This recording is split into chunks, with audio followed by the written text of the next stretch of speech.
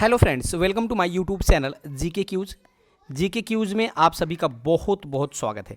एक बार फिर मैं आपके सामने उपस्थित हूँ। बीपीएससी टीआरई 3.0 का जो री एग्ज़ाम होने वाला है, जो कि फ्रेंड्स आपको पता है कि ये 19 से 22 तारीख के बीच होने वाला है और बाकायदे आपका डेट शेड्यूल भी जारी कर दिया गया है और आपके किस पाली में कौन सा एग्ज़ाम है ये भी आपको अच्छी तरह से बता दिया गया है। ठीक है फ्रेंड्स, तो उसी को मद्देनजर रखते हुए भारतीय राष्ट्रीय आंदोलन का एक अति महत्वपूर्ण टॉपिक जिसमें आज हम बात करने वाले हैं सामाजिक एवं धार्मिक आंदोलन की। ठीक है ना, याद रखिएगा फ्रेंड्स, मैंने हालांकि सामाजिक और धार्मिक आंदोलन का मैंने वीडियो अपलोड किया था, लेकिन उसका आवाज़ नहीं मिला था आप लोगों को। ठीक है ना, तो वो संभव नहीं था कि फिर आवाज़ डायरेक्ट यूट्यूब पे जाकर चेंज किया जा सके, इसलिए मैं एक बार फिर से नया वीडियो आपके लिए सामाजिक एवं धार्मिक आंदोलन का लेकर आया हूँ। ठीक है ना, तो वीडियो को शुरू से अंत तक जरूर देखिएगा। अंत में फ्रेंड्स वीडियो की क्वालिटी और कंटेंट अच्छा लगा तो चैनल को सब्सक्राइब करते हुए बेल आइकन दबाना मत भूलिएगा, ताकि जो भी मैं वीडियो अपलोड करूंगा उसका नोटिफिकेशन आपके पास पहुंच सकेगा। तो चलिए शुरुआत करते हैं पहले क्वेश्चन से। पहला क्वेश्चन काफ़ी अति महत्वपूर्ण प्रश्न आपके लिए है। कह रहा है कि हाथ कती खादी के वस्त्रों में 1877 में शाही दरबार में कौन सम्मिलित हुआ था। तो याद रखिएगा फ्रेंड्स, जो कि हाथ से काते गए खादी वस्त्र, सूत से बने हुए खादी वस्त्र को पहन करके कौन जो था ना, वो 1877 में शाही दरबार में शामिल हुआ था। तो फ्रेंड्स याद रखिए, वो थे गणेश वासुदेव जोशी। कौन थे? गणेश वासुदेव जोशी। यानी इस क्वेश्चन का जो विकल्प हो जाएगा, विकल्प नंबर बी बिल्कुल सही हो जाएगा। ठीक है ना। अच्छा, ये जो शाही दरबार है फ्रेंड्स ना, इसी को दिल्ली दरबार के नाम से भी जाना जाता है। याद रखिएगा, शाही दरबार को दिल्ली दरबार के नाम से जाना जाता है। तो जो दिल्ली दरबार है ना, ये 3 बार लगा था भारत में। पहली बार लगा था 1877 ईस्वी में दिल्ली दरबार लगा था पहली बार। और ये क्यों लगा था फ्रेंड्स? तो पहली बात कि दिल्ली दरबार लगता क्यों था, तो जब इंग्लैंड में कोई राजा या महारानी हुआ करते थे, यानी नए हुआ करते थे, तो उनके सम्मान में भारत में दिल्ली दरबार लगता था। तो 1877 में महारानी विक्टोरिया का जो ताजपोशी था, इसके लिए भारत के अंदर पहली बार जो है फ्रेंड्स क्या लगा, दिल्ली दरबार लगा, 1877 में लगा। उसके बाद लगता है 1903 में। याद रखिएगा, 1903 में फिर दिल्ली दरबार लगता है। अब ये किसके लिए लगा था? तो किंग एडवर्ड सप्तम के राज्याभिषेक के लिए। याद रखिएगा, किंग एडवर्ड सप्तम का राज्याभिषेक था, इसीलिए दिल्ली दरबार लगा था। दूसरा दिल्ली दरबार भारत के अंदर लगा था 1903 में। ठीक है ना। जबकि तीसरा जो दिल्ली दरबार लगा था वो 1911 में लगा था। ये क्यों लगा था फ्रेंड्स? तो ये उस समय इंग्लैंड के राजा जॉर्ज पंचम बने थे। कौन बने थे? जॉर्ज पंचम, और महारानी थी मैरी। ठीक है ना। इनके सम्मान में 1911 का तीसरा दिल्ली दरबार लगा था भारत के अंदर। ठीक है ना। अच्छा, उसके बाद देखिए फ्रेंड्स, दिल्ली दरबार लगता है, फिर 1905 के बंगाल विभाजन जो हुआ था उसको रद्द कर दिया जाता है। और उस बंगाल विभाजन रद्द करने के बाद वापिस से 2 भागों में बांट दिया जाता है बंगाल को। एक को बना दिया जाता है पश्चिम बंगाल, एक को बना दिया जाता है बिहार। और ये कब बनाया जाता है? तो ये बनाया जाता है 22 मार्च 1912 को। ठीक है ना। तो ये सारी चीज़ें अभी आपको याद रखनी पड़ेंगी। तो पहले क्वेश्चन से इतना डिटेल आपको जरूर याद रखना है। ठीक है फ्रेंड्स।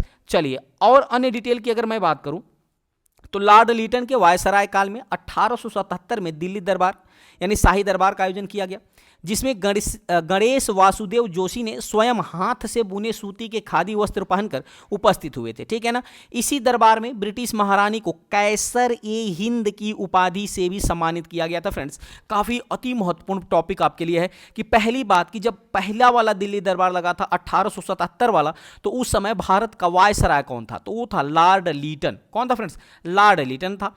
अच्छा, और साथ ही साथ इस दिल्ली दरबार में ब्रिटिश जो महारानी थी विक्टोरिया, उनको कैसर ए हिंद की भी उपाधि दी गई थी। तो ये भी चीजें आपको याद रखनी पड़ेंगी। चलिए आगे बढ़ते हैं अगले क्वेश्चन की तरफ। अगला प्रश्न काफी अति महत्वपूर्ण प्रश्न कह रहा है कि सन 1902 ईस्वी में लॉर्ड कर्जन ने 2 भारतीय सदस्यों को सम्मिलित करते हुए एक विश्वविद्यालय आयोग गठित किया था। तो वह कौन थे? यानी जिनको शामिल करके विश्वविद्यालय आयोग बनाया गया था लॉर्ड कर्जन के द्वारा, तो वो कौन थे फ्रेंड्स? तो याद रखिएगा, उसमें से एक थे सैयद हुसैन बिलग्रामी और दूसरे थे न्यायमूर्ति गुरुदास बनर्जी। यानी कह सकते हैं कि इस क्वेश्चन का जो विकल्प हो जाएगा फ्रेंड्स, विकल्प नंबर डी बिल्कुल सही हो जाएगा कि सैयद हुसैन बिलग्रामी और न्यायमूर्ति गुरुदास बनर्जी को शामिल करके लॉर्ड कर्जन ने 1902 ईस्वी में विश्वविद्यालय आयोग को गठित किया था। तो ये भी चीज़ें आपको याद रखनी पड़ेंगी। ठीक है ना। आगे बढ़ते हैं, डिटेल की बात करते हैं। तो 1902 ईस्वी में लॉर्ड कर्जन ने भारतीय विश्वविद्यालयों की स्थिति का निरीक्षण करने और उनकी कार्यक्षमता में सुधार हेतु सुझाव देने के लिए सर टॉमस रैले की अध्यक्षता में, याद रखिएगा, सर टॉमस रैले की अध्यक्षता में एक आयोग नियुक्त किया गया जिसका नाम था भारतीय विश्वविद्यालय आयोग, ठीक है ना। इसमें 2 भारतीय सदस्य भी थे, एक का नाम था सैयद हुसैन बिलग्रामी और दूसरे का नाम था न्यायमूर्ति गुरुदास बनर्जी। तो ये चीजें आपको याद रखनी पड़ेंगी, ठीक है ना। ये सारे के सारे प्रश्न ना विगत वर्ष में पूछे गए प्रश्न फ्रेंड्स, ये भी याद रखिएगा, ठीक है ना। जो भी मैं वीडियो कराता हूँ एक ऑथेंटिक वीडियो आपके लिए होता है और काफी अति महत्वपूर्ण होता है। तो अभी तक आपने चैनल को लाइक नहीं किया तो लाइक कर लीजिए, और आपने वीडियो को लाइक नहीं किया तो लाइक कर लीजिए, और चैनल को सब्सक्राइब नहीं किया तो सब्सक्राइब कर लीजिए। अगला प्रश्न आपके सामने कह रहा है कि स्वतंत्र भारत का प्रथम राष्ट्रपति कौन था। तो ये सबको पता है फ्रेंड कि स्वतंत्र भारत का प्रथम राष्ट्रपति थे डॉक्टर राजेंद्र प्रसाद। कौन थे? डॉक्टर राजेंद्र प्रसाद। यानी इस क्वेश्चन का जो विकल्प है विकल्प नंबर बी बिल्कुल सही हो जाएगा। डॉक्टर राजेंद्र प्रसाद एकमात्र ऐसे राष्ट्रपति थे जो 2 कार्यकाल तक भारत के राष्ट्रपति रहे, 2 कार्यकाल तक भारत के राष्ट्रपति रहे थे डॉक्टर राजेंद्र प्रसाद। ये भी आपको याद रखना पड़ेगा। डिटेल की बात करें तो स्वतंत्र भारत के प्रथम राष्ट्रपति डॉक्टर राजेंद्र प्रसाद थे, जो कि 1950 से 1962 तक लगातार 2 बार राष्ट्रपति रहने का एकमात्र राष्ट्रपति बने थे। तो ये भी चीजें आपको याद रखना है। आगे बढ़ते हैं फ्रेंड्स, अगला प्रश्न आपके सामने काफी अति महत्वपूर्ण प्रश्नों की श्रृंखला है। प्रश्न कह रहा है कि वर्नाक्यूलर प्रेस एक्ट के बारे में निम्नलिखित में से कौन सा कथन सही है। तो वर्नाक्यूलर प्रेस एक्ट की मैं एक बात करूं फ्रेंड्स, तो याद रखिएगा इसे लॉर्ड लीटन द्वारा अधिनियमित किया गया था। ये बिल्कुल सही है कि वर्नाक्यूलर जो प्रेस एक्ट था ना, ये लॉर्ड लीटन के द्वारा ही अधिनियमित किया गया था। दूसरा कह रहा है कि इसे गैंगिंग अधिनियम के रूप में भी जाना जाता है, तो ये भी बिल्कुल सही है। तीसरा कह रहा है कि इस अधिनियम को लॉर्ड रिपन ने निरस्त कर दिया था, तो ये भी सही है। यानी कह सकते हैं कि इस क्वेश्चन का जो विकल्प हो जाएगा विकल्प नंबर डी बिल्कुल सही हो जाएगा। 1, 2 और 3 ये तीनों ही ऑप्शन आपके बिल्कुल सही है। डिटेल की बात करें तो वर्नाक्यूलर प्रेस एक्ट 1878 ईस्वी में लॉर्ड लीटन द्वारा अधिनियमित किया गया था। इसे गैंगिंग अधिनियम के रूप में भी जाना जाता है। साथ ही साथ इस अधिनियम को लॉर्ड रिपन ने 1882 ईस्वी में रद्द कर दिया था। तो ये भी चीजें आपको याद रखनी पड़ेंगी। आगे बढ़ते हैं फ्रेंड्स, अगला प्रश्न काफी अति महत्वपूर्ण प्रश्न कह रहा है इनमें से कौन देवबंद स्कूल से जुड़े नहीं थे। तो देवबंद स्कूल से कौन सा व्यक्ति नहीं जुड़ा था, ये आपसे प्रश्न पूछ रहा है। तो याद रखिएगा वो थे फ्रेंड्स अल्ताफ हुसैन हाली। कौन थे? अल्ताफ हुसैन हाली। यानी इस क्वेश्चन का जो विकल्प है विकल्प नंबर सी बिल्कुल सही हो जाएगा, जो देवबंद स्कूल से नहीं जुड़े थे। डिटेल की बात करें तो सहारनपुर के देवबंद नामक स्थान पर 1866 में देवबंद स्कूल की स्थापना मोहम्मद कासिम नाना देवी के नेतृत्व में किया गया। साथ ही साथ अब्दुल रशीद गांगुली, मदनी सैयद हुसैन व मुहम्मद अली हसन ने मिलकर के इसकी स्थापना की थी। तो ये भी सारी नाम भी आपको याद रखने पड़ेंगे, ठीक है ना। चलिए आगे बढ़ते हैं, अगला प्रश्न कह रहा है कि बनारस काशी हिंदू विश्वविद्यालय किसके द्वारा प्रारंभ किया गया था। तो बनारस काशी हिंदू विश्वविद्यालय जो है ना फ्रेंड्स, ये प्रारंभ किया गया था पंडित मदन मोहन मालवीय के द्वारा। किसके द्वारा? पंडित मदन मोहन मालवीय। यानी इस क्वेश्चन का जो विकल्प हो जाएगा विकल्प नंबर बी बिल्कुल सही हो जाएगा, ठीक है ना। अच्छा, डिटेल की बात करते हैं तो काशी हिंदू विश्वविद्यालय की स्थापना पंडित मदन मोहन मालवीय के द्वारा 1916 में बसंत पंचमी के दिन की गई थी। ये भी चीजें आपको याद रखनी। सबसे अच्छी बात आपको याद रखनी है कि यह किस दिन को की गया था। तो ये बसंत पंचमी के दिन किया गया था। ये भी चीजें आपको याद रखनी पड़ेंगी, ठीक है ना, 1916 ईस्वी में। अगला प्रश्न आपके सामने है कि 1885 में पुणे की प्रसिद्ध फर्ग्यूसन कॉलेज शुरू करने वाले थे। तो 1885 में कौन था फ्रेंड्स, जो कौन सी सोसाइटी थी या कौन सा लीग था जिन्होंने फर्ग्यूसन कॉलेज शुरू करने वाला था। तो याद रखिएगा फ्रेंड्स, इस क्वेश्चन का जो विकल्प हो जाएगा ना विकल्प नंबर सी बिल्कुल सही हो जाएगा, डेक्कन एजुकेशन सोसाइटी। याद रखिएगा डेक्कन एजुकेशन सोसाइटी के द्वारा 1885 ईस्वी में पुणे की प्रसिद्ध फर्ग्यूसन कॉलेज शुरू करने वाला था। डिटेल की बात करें तो पुणे में फर्ग्यूसन कॉलेज की स्थापना 1885 में डेक्कन एजुकेशन सोसाइटी के द्वारा की गई थी। प्रोफेसर वामन शिवराम आप्टे इसके पहले प्रिंसिपल थे। तो ये भी चीजें आपको याद रखनी है।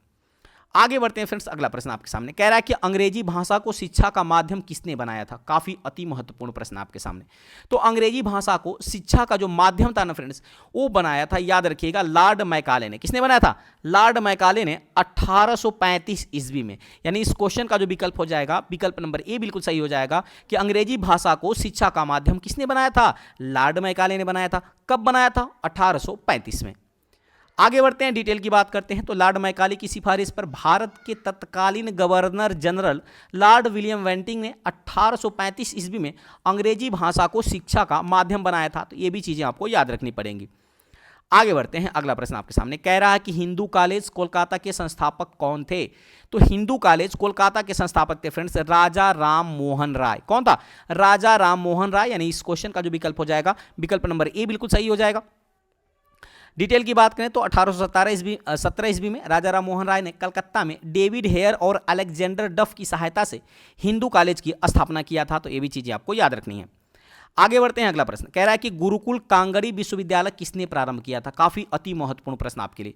गुरुकुल कांगड़ी विश्वविद्यालय की अगर मैं बात करूं फ्रेंड्स तो इसकी शुरुआत किया था, याद रखिएगा, न तो स्वामी दयानंद सरस्वती ने किया था, न लाला लाजपत राय ने, न महात्मा हंसराज ने किया था। यानी कह सकते हैं कि इस क्वेश्चन का जो विकल्प हो जाएगा, विकल्प नंबर डी बिल्कुल सही हो जाएगा, उपरोक्त में से कोई नहीं। तो अब प्रश्न उठता है कि सर गुरुकुल कांगड़ी विश्वविद्यालय की स्थापना किसने किया था।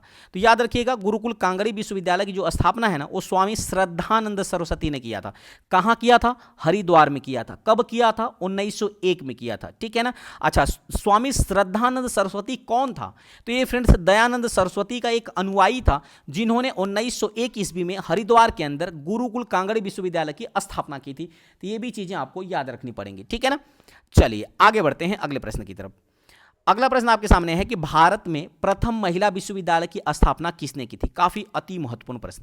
तो भारत में प्रथम महिला विश्वविद्यालय की स्थापना की मैं बात करूं तो वो किया था फ्रेंड्स डी.के. कर्वे ने। किसने किया था? डी.के. कर्वे ने। यानी इस क्वेश्चन का जो विकल्प हो जाएगा, विकल्प नंबर ए बिल्कुल सही हो जाएगा। फ्रेंड्स, वीडियो की क्वालिटी और कंटेंट देखकर आपको समझ में आ रहा होगा कि कितनी इंपॉर्टेंट प्रश्नों की श्रृंखला है। तो अभी तक आपने वीडियो को लाइक नहीं किया है तो लाइक कर दीजिएगा, चैनल को सब्सक्राइब नहीं किया है तो सब्सक्राइब करते हुए बेल आइकन दबाना मत भूलिएगा।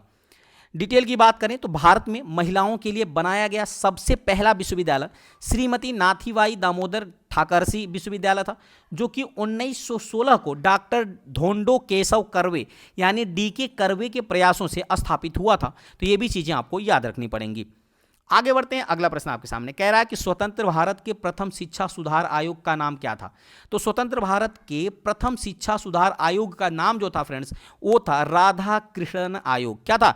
राधा कृष्णन आयोग। यानी इस क्वेश्चन का जो विकल्प हो जाएगा, विकल्प नंबर बी बिल्कुल सही हो जाएगा। डिटेल की बात करते हैं तो वर्धा जो शिक्षा आयोग था, ये कब बना था? तो 1937 में बना था। राधा कृष्णन आयोग कब आया? 1948-49 के दौरान। कोठारी शिक्षा आयोग कब बना था? तो 1964-66 के दौरान। जबकि विश्वविद्यालय अनुदान आयोग जो बना था वो 1953 के दौरान बना था। तो अच्छा, यहाँ से प्रश्न कैसे पूछ सकता है?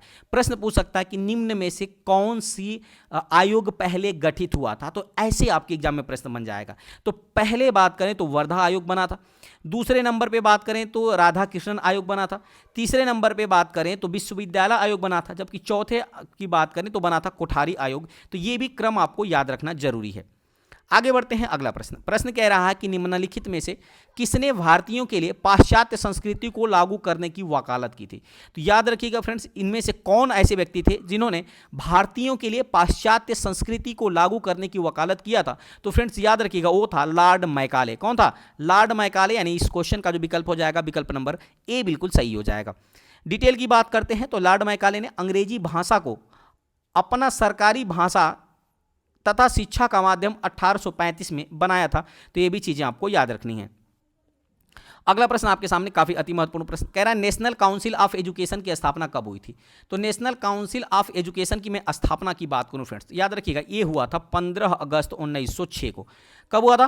15 अगस्त 1906 को नेशनल काउंसिल ऑफ एजुकेशन की स्थापना हुई थी। यानी विकल्प नंबर डी बिल्कुल सही हो जाएगा। आगे बढ़ते हैं, डिटेल की बात करते हैं तो 15 अगस्त 1906 को राष्ट्रीय शिक्षा परिषद यानी नेशनल काउंसिल ऑफ एजुकेशन की स्थापना हुई थी। अगला प्रश्न आपके सामने कह रहा है कि एक अच्छे यूरोपीय पुस्तकालय की एक अलमारी भारत तथा अरब के संपूर्ण साहित्य से अधिक मूल्यवान है, यह किसने कहा था। काफी अति महत्वपूर्ण प्रश्न, याद रखिएगा फ्रेंड्स, इसको कहा था टी.वी. मैकाले ने। किसने किया था? टी.वी. मैकाले ने। यानी इस क्वेश्चन का जो विकल्प है, विकल्प नंबर ए बिल्कुल सही हो जाएगा। टी.वी. मैकाले ने कहा था कि एक अच्छे यूरोपीय पुस्तकालय की जो एक अलमारी है ना, वो भारत तथा अरब के संपूर्ण साहित्य से कहीं अधिक मूल्यवान है। इस कथन को कहा था टी.वी. मैकाले ने। काफी अति महत्वपूर्ण प्रश्न हो जाता है। डिटेल की बात करें तो आंग्ल प्राच्य विवाद के दौरान लॉर्ड विलियम वेंटिंग मैकाले को लोक शिक्षा समिति का अध्यक्ष नियुक्त किया था, और मैकाले ने ही आंग्ल भाषा का समर्थक माना जाता है। और भारतीय भाषाओं के बारे में कहा गया कि यूरोप के एक अच्छे पुस्तकालय की जो अलमारी है वो भारत के एक भाग, या कह सकते हैं एक भाग जो है वो भारत तथा अरब के संपूर्ण साहित्य के से मूल्यवान है, ये इन्होंने कहा था। ठीक है ना। आगे बढ़ते हैं, अगला प्रश्न कह रहा है कि 1873 में किसने सत्यशोधक समाज को स्थापित किया था? तो 1873 ईस्वी में सत्यशोधक समाज की स्थापना किया था फ्रेंड्स ज्योतिराव फूले ने। किसने किया था? ज्योतिबा फूले ने। यानी इस क्वेश्चन का जो विकल्प हो जाएगा विकल्प नंबर सी बिल्कुल सही हो जाएगा। डिटेल की बात करते हैं तो 1873 ईस्वी में सत्यशोधक समाज की स्थापना ज्योतिराव फूले द्वारा की गई थी। ज्योतिराव फूले जो थे फ्रेंड्स ना, ये प्रसिद्ध पुस्तक, इनकी एक पुस्तक थी जिनका नाम था गुलामगिरी। वो काफ़ी अति महत्वपूर्ण पुस्तक थी। तो इनसे भी आपके एग्जाम में प्रश्न पूछा जाता है कि गुलामगिरी पुस्तक के लेखक कौन है? तो ज्योतिराव फूले हैं। तो ये भी आपको याद रखना है। आगे बढ़ते हैं, अगला प्रश्न कह रहा है कि बौद्ध धर्म हिंदू धर्म के अंदर एक सुधार आंदोलन था। इन शब्दों को किसने कहा था? तो बौद्ध धर्म हिंदू आंदोलन के अंदर एक सुधार आंदोलन था। ये कथन कहा था फ्रेंड्स B.A. स्मिथ ने। किसने किया था? B.A. स्मिथ ने। यानी इस क्वेश्चन का जो विकल्प हो जाएगा विकल्प नंबर डी बिल्कुल सही हो जाएगा। डिटेल की बात करते हैं तो ब्रिटिश इतिहासकार B.A. स्मिथ ने कहा है कि बौद्ध धर्म जो है ना, ये हिंदू धर्म के अंदर एक सुधार आंदोलन था। तो ये भी चीज़ें याद रखनी है। आगे बढ़ते हैं, अगला प्रश्न कह रहा है कि 1893 में किसने ब्राह्मण विधवा से शादी की थी? काफ़ी अति महत्वपूर्ण प्रश्न फ्रेंड्स। तो 1893 ईस्वी में जो है फ्रेंड्स D.K. कर्वे, जो D.K. कर्वे थे ना, इन्होंने ही एक ब्राह्मण विधवा से शादी की थी। यानी इस क्वेश्चन का जो विकल्प है विकल्प नंबर डी बिल्कुल सही हो जाएगा। अगर डिटेल की बात करें तो D.K. कर्वे, जिनका पूरा नाम था धोंधो केशव कर्वे, ने अपनी पत्नी राधाबाई की मृत्यु के बाद एक विधवा ब्राह्मणी जिसका नाम था गौड़बाई, क्या था? गौड़बाई से 1893 ईस्वी में विवाह किया तथा विधवा विवाह संगठन की भी स्थापना किया था इन्होंने। तो ये भी चीज़ें आपको याद रखनी पड़ेंगी। आगे बढ़ते हैं, अगला प्रश्न कह रहा है कि मद्रास में जस्टिस पार्टी ने उनकी या किनकी वजह से द्वैध शासन के प्रयोग को द्वैध शासन के प्रयोग को जो है फ्रेंड्स सफल बनाया था? ये प्रश्न आपसे पूछ रहा है। तो याद रखिएगा फ्रेंड्स, जो मद्रास में जस्टिस पार्टी थी ना, वो ब्राह्मण विरोधी रूख की वजह से द्वैध के प्रयोग को सफल बना दिया था। यानी इस क्वेश्चन का जो विकल्प हो जाएगा विकल्प नंबर डी बिल्कुल सही हो जाएगा। डिटेल की बात करें तो मद्रास में जस्टिस पार्टी जो है 1916 में बनी थी। इन्होंने ही उनकी ब्राह्मण विरोधी रुख की वजह से द्वैध शासन के प्रयोग को प्रांत में सफल बना दिया था। तो ये भी चीज़ें आपको याद रखनी है। अगला प्रश्न आपके सामने कह रहा है कि इनमें से किसने दी हिंदू एसोसिएशन की स्थापना की थी? तो दी हिंदू एसोसिएशन की स्थापना की मैं बात करूं फ्रेंड्स, तो याद रखिएगा वो किया था श्रीमती एनी बेसेंट ने। किसने किया था? श्रीमती एनी बेसेंट ने। यानी इस क्वेश्चन का जो विकल्प है विकल्प नंबर ए बिल्कुल सही हो जाएगा। इनकी दो पत्रिकाओं को भी आपको याद रखना है जो कि काफ़ी अति महत्वपूर्ण है। एक तो इनकी पत्रिका है न्यू इंडिया, याद रखिएगा पूछी जाती है। तो एक न्यू इंडिया है और दूसरी है कॉमनवेल्थ। क्या है? एक है न्यू इंडिया, दूसरा है कॉमनवेल्थ। तो ये भी चीज़ें आपको याद रखनी पड़ेंगी, ठीक है। आगे बढ़ते हैं। डिटेल की द हिंदू एसोसिएशन की स्थापना 1904 में श्रीमती एनी बेसेंट के द्वारा किया गया था। अगला प्रश्न कह रहा है सत्यशोधक समाज की स्थापना किसने किया था? तो फ्रेंड्स सबको पता है कि सत्यशोधक समाज की स्थापना ज्योतिराव फूले ने किया था। यानी इस क्वेश्चन का जो विकल्प है विकल्प नंबर सी बिल्कुल सही हो जाएगा। डिटेल की बात करें तो सत्यशोधक समाज की स्थापना ज्योतिबा गोविंदराव फूले ने 1873 ईस्वी में किया था। अगला प्रश्न है निम्नलिखित में से एक की निंदा ब्राह्मण समाज ने नहीं की है। निम्नलिखित में से किसकी निंदा ब्राह्मण समाज में नहीं किया गया है? तो याद रखिएगा फ्रेंड्स। अच्छा, अगर मैं बात करूं फ्रेंड्स तो देखिए सबसे बड़ी चीज़ है कि जातिवाद की भी निंदा किया है, बहुवाद की भी निंदा किया है। तो इस प्रकार कह सकते हैं कि इसका जो आंसर हो जाएगा ना, वो हो जाएगा विकल्प नंबर ई। यानी उपयुक्त में से कोई नहीं, या कह सकते हैं उपयुक्त में से एक से अधिक इसका आंसर हो जाएगा। डिटेल की बात करते कह रहे हैं निम्नलिखित में से किस एक की निंदा ब्राह्मण समाज ने नहीं की थी? ये प्रश्न आपसे पूछ रहा है कि किसकी निंदा ब्राह्मण समाज ने नहीं की थी। तो याद रखिएगा सबसे बड़ी चीज़ है कि जातिवाद की भी किया था और बहुवाद, देखिए बहुविवाह, जातिवाद की तो किया था, अवतारवाद का किया था, जबकि बहुविवाद और पर्दा प्रथा का नहीं किया था। तो इसका इस प्रकार कह सकते हैं उपयुक्त में से एक से अधिक हो जाएगा ना। डिटेल की बात करते हैं तो ब्रह्म समाज ने बहुत सी सामाजिक बुराइयों एवं कुरीतियों जैसे बहुदेववाद, अवतारवाद, सती प्रथा, जाति प्रथा, रूढ़ियों तथा बाल विवाह इत्यादि के विरुद्ध आवाज उठाई थी। जबकि बहुविवाह, याद रखिएगा जो है फ्रेंड्स, बहुविवाह और पर्दा प्रथा पर इन्होंने आवाज नहीं उठाया था। तो कह सकते हैं एक से अधिक हो जाएगा। आगे बढ़ते हैं। अगला प्रश्न कह रहा है किसने दासता की संस्था की आलोचना की और इसको गैर इस्लामी वर्णित किया था? किसने दासता की संस्था की आलोचना किया था और इसको गैर इस्लामी वर्णित किया था? तो याद रखिएगा फ्रेंड्स, वो किया था सैयद अहमद खान ने। किसने किया था? सैयद अहमद खान ने। यानी इस क्वेश्चन का जो विकल्प है विकल्प नंबर डी बिल्कुल सही हो जाएगा। डिटेल की बात करते हैं तो सैयद अहमद खान ने परिमुरीदी तथा दास प्रथा को इस्लाम के विरुद्ध बताया था। साथ ही साथ 1864 ईस्वी में कलकत्ता में साइंटिफिक सोसाइटी तथा 1875 ईस्वी में अलीगढ़ में मुस्लिम एंग्लो ओरिएंटल कॉलेज की भी स्थापना किया था सैयद अहमद खान ने। तो ये भी चीज़ें आपको याद रखनी पड़ेगी, ठीक है ना। 1864 में कलकत्ता में साइंटिफिक सोसाइटी की स्थापना किया था। 1875 में मुस्लिम एंग्लो ओरिएंटल कॉलेज की स्थापना किया था सर सैयद अहमद खान ने। तो ये भी चीज़ें आपको याद रखनी है। आगे बढ़ते हैं, अगला प्रश्न कह रहा है कि पुणे सार्वजनिक सभा की स्थापना किसने किया था। तो पुणे सार्वजनिक सभा की स्थापना की बात करें फ्रेंड्स, तो याद रखिएगा वो किया था 1870 ईस्वी में महादेव गोविंद रानाडे ने। किसने किया था? 1870 ईस्वी में महादेव गोविंद रानाडे ने, यानी इस क्वेश्चन का विकल्प नंबर बी बिल्कुल सही हो जाएगा। डिटेल की बात करें तो पूना सार्वजनिक सभा की स्थापना 2 अप्रैल 1870 को महादेव गोविंद रानाडे के द्वारा की गई थी। आगे बढ़ते हैं, अगला प्रश्न कह रहा है कि आर्य समाज की स्थापना किसने की थी। काफी अति महत्वपूर्ण प्रश्न है। तो आर्य समाज की स्थापना किसने किया था? तो स्वामी दयानंद सरस्वती के द्वारा आर्य समाज की स्थापना की गई थी, यानी विकल्प नंबर सी बिल्कुल सही हो जाएगा। डिटेल की बात करते हैं तो आर्य समाज की स्थापना स्वामी दयानंद सरस्वती के द्वारा 1875 ईस्वी में बंबई के अंदर किया गया था। तो स्थान भी याद रखना है। तथा 1877 में इसका मुख्यालय लाहौर बनाया गया था। तो ये भी चीज़ें आपको याद रखनी है। अगला प्रश्न आपके सामने कह रहा है कि यूनाइटेड पैट्रियोटिक एसोसिएशन की स्थापना किसने की थी। तो यूनाइटेड पैट्रियोटिक एसोसिएशन की जो स्थापना किया था फ्रेंड्स, वो किया था सर सैयद अहमद ने। किसने किया था? सर सैयद अहमद ने, यानी इस क्वेश्चन का विकल्प नंबर ए बिल्कुल सही हो जाएगा। अगर डिटेल की बात करें तो यूनाइटेड पैट्रियोटिक एसोसिएशन की स्थापना 1888 ईस्वी में सर सैयद अहमद खां एवं बनारस के राजा शिव प्रसाद सिंह ने किया था। तो ये भी चीज़ें आपको याद रखनी पड़ेंगी। आगे बढ़ते हैं, अगला प्रश्न कह रहा है कि इनमें से किसने 1893 में शिकागो में आयोजित धर्म संसद में भाग लिया था। तो 1893 में पहली बात कि शिकागो में एक धर्म संसद आयोजित किया गया था, और उसमें किसने भाग लिया था? तो उसमें भाग लिया था स्वामी विवेकानंद ने, यानी इस क्वेश्चन का जो विकल्प हो जाएगा विकल्प नंबर बी बिल्कुल सही हो जाएगा। तो ये भी चीज़ें आपको याद रखनी पड़ेंगी। ठीक है फ्रेंड्स, चलिए आगे बढ़ते हैं। डिटेल की बात करें तो 11 सितंबर 1893 को शिकागो जी को यूएसए में पड़ता है, यहीं पर धर्म संसद में भारत का प्रतिनिधित्व तो स्वामी विवेकानंद ने किया था। अगला प्रश्न है कि सती प्रथा को बंद कराने में किसने लॉर्ड विलियम बेंटिंक का सहयोग किया था। तो सती प्रथा को बंद कराने में लॉर्ड विलियम बेंटिंक का सहयोग किसने किया था? आप सबको पता है फ्रेंड्स, वो किया था राजा राम मोहन राय ने, यानी इस क्वेश्चन का जो विकल्प है विकल्प नंबर डी बिल्कुल सही हो जाएगा। ये भी चीज़ें आपको याद रखनी है। डिटेल की बात करते हैं तो राजा राम मोहन राय ने राजा राम मोहन राय के सहयोग से governor general Lord William Bentinck के समय में 1829 में सती प्रथा को बंद कर दिया गया था। आगे बढ़ते हैं, अगला प्रश्न कह रहा है निम्नलिखित में से किसने गैर ब्राह्मण घोषणा पत्र निर्गत किया था। तो काफी अति महत्वपूर्ण प्रश्न है फ्रेंड्स। ये किया था साउथ इंडियन लिबरल फेडरेशन ने।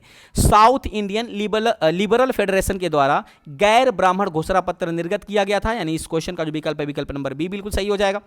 डिटेल की बात करें तो गैर ब्राह्मण घोषणा पत्र साउथ इंडियन लिबरल फेडरेशन यानी जस्टिस पार्टी द्वारा निर्गत किया गया था। साउथ इंडियन लिबरल फेडरेशन की बात करें तो इसकी स्थापना टीएस नायर और सीएन मुदलियार के द्वारा तथा पी त्यागराज चेट्टी के द्वारा किया गया था, यानी 3 लोगों के द्वारा इसकी स्थापना किया गया था। टीएस नायर, सीएन मुदलियार और पी त्यागराज चेट्टी के द्वारा इसकी स्थापना किया गया था साउथ इंडियन लिबरल फेडरेशन की। अगला प्रश्न आपके सामने है कि किस घटना को राष्ट्रीय स्वतंत्रता के मुस्लिम युद्ध के रूप में जाना जाता है। तो राष्ट्रीय स्वतंत्रता के मुस्लिम युद्ध के रूप में जाना जाता है फ्रेंड्स वहाबी आंदोलन। काफी अति महत्वपूर्ण, किसको? वहाबी आंदोलन को जाना जाता है, यानी इस क्वेश्चन का विकल्प नंबर बी बिल्कुल सही हो जाएगा। डिटेल की बात करते हैं तो वहाबी आंदोलन को मुस्लिम स्वतंत्रता संग्राम या राष्ट्रीय स्वतंत्रता के मुस्लिम युद्ध के रूप में जाना जाता है। भारत में इस आंदोलन को सैयद अहमद बरेलवी के कारण लोकप्रियता प्राप्त हुई थी। तो ये भी चीजें आपको याद रखनी है। अगला प्रश्न है कि देवबंद के उस विद्वान का नाम बताइए जिन्होंने स्वतंत्रता आंदोलन में महत्वपूर्ण भूमिका निभाई थी।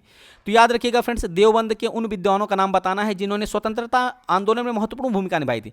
वो कौन थे फ्रेंड्स? याद रखिएगा, वो थे अबुल कलाम आजाद। कौन थे?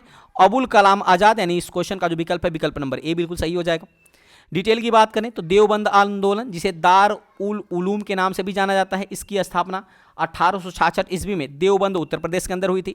मौलाना अबुल कलाम आज़ाद इसके संबंधित थे, यानी इनके द्वारा इसको चलाया गया था। तो ये भी आपको याद रखना है, यानी इन्हीं के द्वारा उसमें शामिल हुए थे और इन्हीं के द्वारा चलाया गया था। ठीक है, आगे बढ़ते हैं। अगला प्रश्न आपके सामने काफी अति महत्वपूर्ण प्रश्न कह रहा है फराजी आंदोलन के विरोध में 1893 में ढाका में ताईयूनी आंदोलन किसने चलाया था? तो फराजी आंदोलन के विरोध में। सन 1893 ईस्वी में ढाका में ताईयूनी आंदोलन के विरोध में जो चलाया गया था फ्रेंड्स, वो चलाया गया था जौनपुर के करामात अली के द्वारा चलाया गया था आंदोलन, यानी इस क्वेश्चन का जो विकल्प है, विकल्प नंबर डी बिल्कुल सही हो जाएगा। डिटेल की बात करें तो मुस्लिमों के बीच आधुनिक विचार को बढ़ाने वाले फराजी आंदोलन के विरोध में 1893 ईस्वी में ढाका में जौनपुर के करामत अली ने नाई सुनी आंदोलन चलाया था। तो ये भी आपको याद रखना है। अगला प्रश्न आपके सामने कह रहा है कि पंजाब हिंदू सभा की स्थापना किस वर्ष हुई थी? तो पंजाब हिंदू सभा की स्थापना की बात करें तो ये हुआ था 1909 ईस्वी में, यानी इस क्वेश्चन का जो विकल्प हो जाएगा, विकल्प नंबर बी बिल्कुल सही हो जाएगा। आगे बढ़ते हैं। डिटेल की बात करें तो सन 1909 ईस्वी में आर्य समाजी नेता लाला लाजपत राय लालचंद और सादी के प्रयास में पंजाब हिंदू सभा की स्थापना हुई थी। लाहौर में इनका प्रथम अधिवेशन मदन मोहन मालवीय की अध्यक्षता में हुआ था। तो ये भी चीज़ें आपको याद रखनी पड़ेंगी। आगे बढ़ते हैं। अगला प्रश्न कह रहा है कि फरैजी आंदोलन की शुरुआत किसने की थी? तो फ्रेंड्स फरैजी आंदोलन की शुरुआत की बात करें तो वो किया था हाजी सरायतुल्लाह ने किया था। किसने किया था? हाजी सरायतुल्लाह ने किया था, यानी इस क्वेश्चन का जो विकल्प है, विकल्प नंबर ए बिल्कुल सही हो जाएगा। डिटेल की बात करते हैं तो इस्लाम धर्म में सुधार के उद्देश्य से फरैजी आंदोलन की शुरुआत 1838 ईस्वी में हाजी सरियातुल्लाह ने की थी।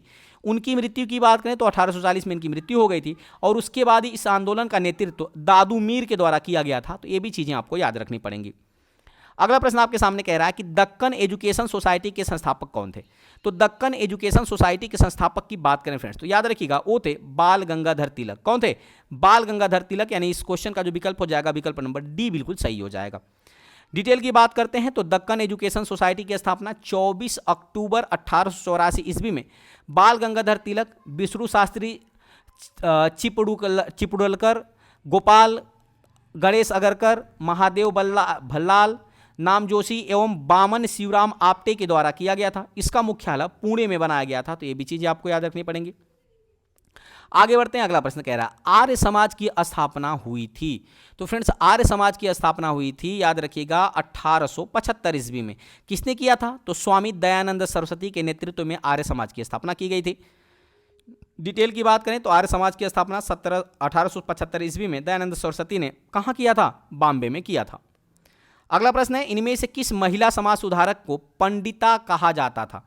तो किसको पंडिता कहा जाता है, यानी पंडित कहा जाता था? तो याद रखिएगा फ्रेंड्स रमाबाई को। याद रखिएगा रमाबाई को पंडिता रमाबाई के नाम से जाना जाता था, यानी इस क्वेश्चन का जो विकल्प हो जाएगा, विकल्प नंबर बी बिल्कुल सही हो जाएगा। डिटेल की बात करें तो संस्कृत ज्ञान के कारण रमाबाई को पंडिता रमाबाई के नाम से जाना जाता है। 1882 ईस्वी में इन्होंने आर्य महिला सभा की भी स्थापना की थी। तो काफ़ी अति महत्वपूर्ण प्रश्न, आर्य महिला सभा की स्थापना किसने किया था? तो फ्रेंड्स 1882 ईस्वी में पहली बार किया गया था। और किसने किया था? तो पंडिता रमाबाई के द्वारा किया गया था। तो ये भी चीज़ें आपको याद रखनी पड़ेगी। अगला प्रश्न आपके सामने कह रहा है कि बंगाल की एशियाटिक सोसाइटी की स्थापना किसने किया था? तो फ्रेंड्स बंगाल की एशियाटिक सोसाइटी की स्थापना किया था सर विलियम जोन्स ने। किसने किया था? सर विलियम जोन्स ने, यानी इस क्वेश्चन का विकल्प नंबर बी बिल्कुल सही हो जाएगा। डिटेल की बात करें तो सर विलियम जोन्स ने 1874 ईस्वी में बंगाल एशियाटिक सोसाइटी की स्थापना किया था। अगला प्रश्न आपके सामने, भारतीयों का कौन सा वर्ग पाश्चात्य संस्कृति से प्रभावित था? तो याद रखिएगा फ्रेंड्स भारतीयों का जो शिक्षित वर्ग था ना, शिक्षित हिंदू मध्यम वर्ग जो था ना, ये पाश्चात्य संस्कृति से प्रभावित था, यानी इस क्वेश्चन का जो विकल्प है, विकल्प नंबर सी बिल्कुल सही हो जाएगा। डिटेल की बात करें तो शिक्षित हिंदू मध्यम वर्ग पाश्चात्य संस्कृति से सबसे ज्यादा प्रभावित था। अगला प्रश्न आपके सामने कह रहा है कि ब्रिटिश काल में भारत में हिंदू विधवा पुनर्विवाह कानून के लिए किसे श्रेय दिया जाता है? तो ब्रिटिश काल के दौरान भारत में हिंदू विधवा पुनर्विवाह कानून के लिए जो श्रेय दिया जाता है फ्रेंड्स, वो दिया जाता है ईश्वर चंद्र विद्यासागर को। किसको दिया जाता है? ईश्वर चंद्र विद्यासागर, यानी इस क्वेश्चन का विकल्प नंबर ए बिल्कुल सही हो जाएगा। डिटेल की बात करें तो जुलाई 1856 को ईश्वर चंद्र विद्यासागर तथा अक्षय कुमार दत्ता के प्रयासों से हिंदू विधवा पुनर्विवाह अधिनियम 1856 लागू हुआ था। इस अधिनियम का ड्राफ्ट लॉर्ड डलहौजी द्वारा तैयार किया गया था, ठीक है ना, और इस अधिनियम को कैनिंग के समय पारित किया गया था। तो ये भी सारी चीज़ें आपको याद रखनी पड़ेंगी। पहली बात कि इस अधिनियम को देखिए, पूछा प्रश्न क्या है कि ब्रिटिश काल में भारत में हिंदू विधवा पुनर्विवाह कानून किसका श्रेय जाता है? तो ये जाता है ईश्वर चंद्र विद्यासागर को। पहली बात, किनके प्रयासों से लागू हुआ था? तो ये प्रयास से लागू हुआ था फ्रेंड्स, याद रखिएगा। किनके प्रयास से? तो अक्षय कुमार और चंद्र विद्यासागर के प्रयास से, ठीक है। अच्छा, अगर मैं बात करूं कि इस अधिनियम का ड्राफ्ट किसने तैयार किया था, तो लॉर्ड डलहौजी ने तैयार किया था। इस अधिनियम को पारित किसके समय में किया गया था, तो लॉर्ड कैनिंग के समय में पारित किया गया था। तो ये सारी चीजें आपको याद रखनी पड़ेंगी। अगला प्रश्न आपके सामने कह रहा है कि हिंदू विधवा पुनर्विवाह अधिनियम कब बनाया गया था। तो हिंदू विधवा पुनर्विवाह अधिनियम की मैं बात करूं फ्रेंड्स, तो याद रखिएगा ये बनाया गया था 1856 में, यानी इस क्वेश्चन का जो विकल्प है विकल्प नंबर सी बिल्कुल सही हो जाएगा। आगे बढ़ते हैं, डिटेल की बात करें तो हिंदू विधवा पुनर्विवाह अधिनियम का ड्राफ्ट 1855 में बनाया गया था, जबकि लॉर्ड कैनिंग के समय 26 जुलाई 1856 में इसको लागू किया गया था, यानी पारित किया गया था। तो ये भी सारी चीजें याद रखनी है। आगे बढ़ते हैं, अगला प्रश्न कह रहा है कि राजा राम मोहन राय द्वारा निम्नलिखित में से कौन से सामाजिक धार्मिक आंदोलन की स्थापना की गई थी। तो राजा राम मोहन राय द्वारा, याद रखिएगा, किसकी स्थापना किया गया था, आप सबको पता है फ्रेंड्स, फटाफट कमेंट करके बता दीजिए। तो फ्रेंड्स किया गया था ब्रह्म समाज की स्थापना, यानी इस क्वेश्चन का जो विकल्प है विकल्प नंबर डी बिल्कुल सही हो जाएगा। डिटेल की बात करें तो राजा राम मोहन राय ने 1828 ईस्वी में ब्रह्म समाज की स्थापना की थी। अगला प्रश्न आपके सामने कह रहा है कि निम्नलिखित में से सती प्रथा का उन्मूलन किसने किया। तो सती प्रथा के उन्मूलन की मैं बात करूं फ्रेंड्स, तो अकॉर्डिंग टू ऑप्शन की मैं बात करूं तो इस क्वेश्चन का जो विकल्प हो जाएगा विकल्प नंबर ए बिल्कुल सही हो जाएगा। लॉर्ड विलियम बेंटिंक ने, किसने किया था, लॉर्ड विलियम बेंटिंक ने सती प्रथा के उन्मूलन किया था, यानी विकल्प नंबर ए बिल्कुल सही हो जाएगा। डिटेल की बात करें तो सती प्रथा के खिलाफ राजा राम मोहन राय के समर्थन से लॉर्ड विलियम बेंटिंक ने 1829 में कानून बनाया और सती प्रथा को अंत कर दिया। अगला प्रश्न आपके सामने कह रहा है निम्नलिखित में से किसने भारत में थियोसोफिकल सोसाइटी की स्थापना किया था। तो भारत के अंदर थियोसोफिकल सोसाइटी की स्थापना की बात करें तो वो किया था मैडम ब्लैटवस्की तथा कर्नल अलकाट ने। किसने किया था, मैडम ब्लैटवस्की और कर्नल अलकाट के द्वारा भारत के अंदर थियोसोफिकल सोसाइटी की स्थापना किया गया था, यानी इस क्वेश्चन का जो विकल्प हो जाएगा विकल्प नंबर बी बिल्कुल सही हो जाएगा। डिटेल की बात करते हैं तो थियोसोफिकल सोसाइटी की स्थापना पहली बात तो 1875 में किया गया था, और किनके द्वारा, तो मैडम HP ब्लैटवस्की और कर्नल HL अलकाट के द्वारा किया गया था। और कहाँ किया गया था, तो न्यूयॉर्क अमेरिका के अंदर किया गया था। 1882 में अड्यार, यानी चेन्नई का जो अड्यार स्थान है ना, इसका मुख्यालय बनाया गया था। तो ये भी चीजें आपको याद रखनी है। आगे बढ़ते हैं, अगला प्रश्न कह रहा है कि रामकृष्ण मिशन के संस्थापक कौन थे। तो फ्रेंड्स आप सबको पता होगा कि रामकृष्ण मिशन के संस्थापक के विवेकानंद कौन थे, विवेकानंद, यानी इस क्वेश्चन का जो विकल्प है विकल्प नंबर सी बिल्कुल सही हो जाएगा। डिटेल की बात करें तो अपने गुरु रामकृष्ण परमहंस की याद में रामकृष्ण मिशन की स्थापना स्वामी विवेकानंद ने मई 1897 में पश्चिम बंगाल के बेलूर मठ में की थी। तो ये भी चीज़ें आपको याद रखनी पड़ेगी कि कहाँ किया था, तो पश्चिम बंगाल के बेलूर मठ में। कब किया था, तो 1897 में। किसकी याद में किया था, तो अपने गुरु रामकृष्ण परमहंस की याद में किया था। अगला प्रश्न आपके सामने है कि भारतीय पुनर्जागरण आंदोलन के पिता कौन थे। तो भारतीय पुनर्जागरण का पिता किसे कहा जाता है फ्रेंड्स, तो याद रखिएगा राजा राम मोहन राय को भारतीय पुनर्जागरण का पिता या भारतीय पुनर्जागरण का अग्रदूत भी कहा जाता है, यानी इस क्वेश्चन का विकल्प नंबर डी बिल्कुल सही हो जाएगा। अगला प्रश्न आपके सामने है कि प्रार्थना समाज के संस्थापक कौन थे। बता दो फ्रेंड्स फटाफट कि प्रार्थना समाज की स्थापना किसने किया था। तो वो फ्रेंड्स याद किया था, किसने किया था, आत्माराम पांडुरंग ने, यानी इस क्वेश्चन का जो विकल्प है विकल्प नंबर ए बिल्कुल सही हो जाएगा। डिटेल की बात करें तो 1867 में आत्माराम पांडुरंग ने बंबई में प्रार्थना समाज की स्थापना की थी। महादेव गोविंद रानाडे भी प्रार्थना समाज से जुड़े हुए थे। तो ये भी सारी चीजें आपको याद रखनी है। अगला प्रश्न आपके सामने है कि भारत में नारी आंदोलन किनकी प्रेरणा से प्रारंभ हुआ था। तो भारत के अंदर जो नारी आंदोलन प्रारंभ हुआ था फ्रेंड्स ना, वो ज्योतिबा फूले के, याद रखिएगा ज्योतिबा फूले की प्रेरणा से शुरू हुआ था, यानी इस क्वेश्चन का विकल्प नंबर डी बिल्कुल सही हो जाएगा। डिटेल की बात करें तो ज्योतिबा फूले स्त्री शिक्षा के प्रबल समर्थक थे। उन्होंने अपनी पत्नी सावित्री देवी के सहयोग से बालिका शिक्षा हेतु 1848 में पूना में विद्यालय स्थापित किया था। तो ये भी सारी चीजें आपको याद रखनी पड़ेंगी। अगला प्रश्न आपके सामने कि राजा राम मोहन राय द्वारा ब्रह्म समाज की स्थापना कब की गई थी। तो राजा राम मोहन राय के द्वारा ब्रह्म समाज की जो स्थापना किया गया था फ्रेंड्स, वो किया गया था 1828 ईस्वी में, यानी इस क्वेश्चन का विकल्प नंबर सी बिल्कुल सही हो जाएगा। डिटेल की बात करें तो ब्रह्म समाज की स्थापना राजा राम मोहन राय ने 1828 ईस्वी में किया था, ठीक है ना। इसके बाद महर्षि देवेंद्रनाथ टैगोर के नेतृत्व में, किसके नेतृत्व में किया था, तो महर्षि देवेंद्रनाथ टैगोर के नेतृत्व में किया गया था। फिर केशव चंद्र सेन ब्रह्म समाज के धर्म आचार्य नियुक्त किए गए। उसके बाद 1865 में केशव चंद्र सेन ने आदि ब्रह्म समाज की स्थापना की। फिर 1878 ईस्वी में केशव चंद्र सेन द्वारा अपनी अल्पवयस्क पुत्री का विवाह कूच बिहार के राजा से करने के कारण उनके अधिकांश जो अनुयायी थे ना, उनसे रूठ गए और नए ब्रह्म समाज यानी साधारण ब्रह्म समाज के बना लिया। तो ये भी चीज़ें आपको याद रखनी है। आगे बढ़ते हैं, अगला प्रश्न आपके सामने कह रहा है कि दयानंद सरस्वती द्वारा स्थापित किया गया था, तो आर्य समाज, यानी विकल्प नंबर बी बिल्कुल सही हो जाएगा। डिटेल की बात करें तो स्वामी दयानंद सरस्वती, जिसे मूल शंकर के नाम से जाना जाता है, 1875 ईस्वी में बंबई के अंदर आर्य समाज की स्थापना किया गया था। इनके ग्रंथ की बात करें तो इनका महत्वपूर्ण ग्रंथ था सत्यार्थ प्रकाश, और इन्होंने एक नारा दिया था कि वेदों की ओर लौटो। तो ये भी प्रश्न पूछे जाते हैं। उम्मीद करते हैं फ्रेंड्स ये जो छोटा सा टॉपिक मैंने आपको कराया है वो काफ़ी अति महत्वपूर्ण टॉपिक था, जो आपके एग्जाम के लिए इंपॉर्टेंट था और अच्छा लगा होगा। अगर वीडियो की क्वालिटी, कंटेंट और आपके सत्येंद्र सर की मेहनत पसंद आ रही हो तो चैनल को सब्सक्राइब करते हुए बेल आइकन दबाना मत भूलिएगा, ताकि जो भी मैं वीडियो अपलोड करूँगा उसका नोटिफिकेशन आपके पास पहुँच सकेगा। तो चलिए मिलते हैं ऐसे ही मजेदार टॉपिक के साथ अगले वीडियो में, तब तक के लिए बहुत बहुत धन्यवाद। Thanks for watching. और इंपॉर्टेंट वीडियो देखने के लिए आप हमारे प्लेलिस्ट में जाइए, वहाँ पे काफ़ी अति महत्वपूर्ण प्रश्न कराया हुआ है मैंने बीपीएससी टीआरई 3.0 के री एग्जाम के लिए, तो उसको आप जरूर देखिएगा और अपनी तैयारी को धार दीजिए। तो चलिए मिलते हैं मजेदार टॉपिक के साथ अगली वीडियो में, तब तक के लिए बहुत बहुत धन्यवाद। Thanks for watching.